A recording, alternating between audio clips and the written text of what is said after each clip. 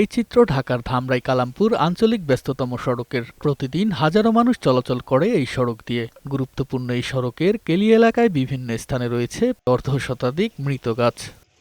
সড়কের দুই পাশে ঠায় দাঁড়িয়ে থাকা গাছগুলো পরিচর্যার অভাবে মারা গেছে। খোঁজ নিয়ে জানা যায়, প্রায়ই বন বিভাগকে না জানিয়ে গাছের ডালপালা কেটে নিয়ে যায় কিছু লোক।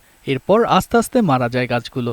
ফলে এখন এইসব গাছের নিচ দিয়ে ঝুঁকি নিয়েই চলাচল করতে হচ্ছে স্থানীয়দের। গাছ আছে যেগুলো মরে গেছে, প্রায় মৃত, তো এগুলো আসলে খুবই ঝুঁকিপূর্ণ।